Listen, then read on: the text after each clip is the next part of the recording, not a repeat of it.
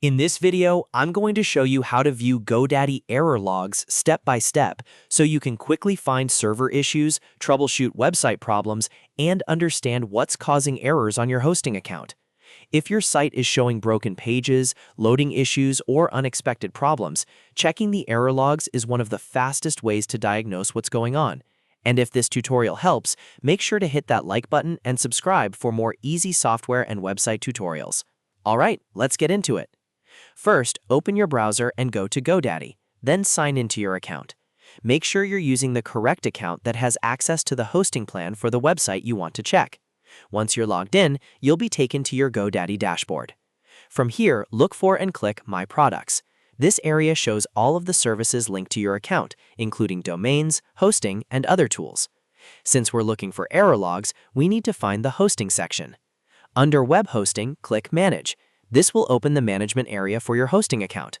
If you have more than one hosting plan, double-check that you're opening the correct one, especially if you manage multiple websites.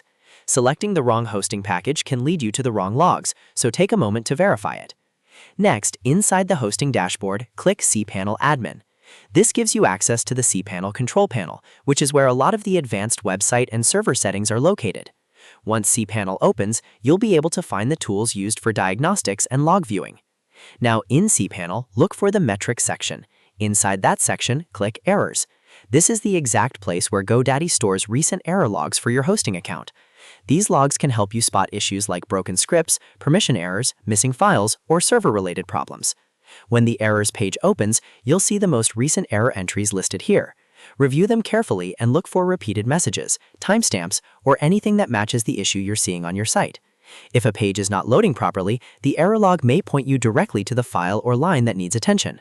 A helpful tip is to refresh or revisit this page after reproducing the issue on your website, because the newest errors will usually appear at the top. That makes it easier to connect the problem you're experiencing with the actual log entry. If you're trying to troubleshoot a WordPress site, an app, or custom code, these logs are especially useful because they give you clues that you won't always see on the front end. Instead of guessing, you can use the error logs to narrow down the exact cause.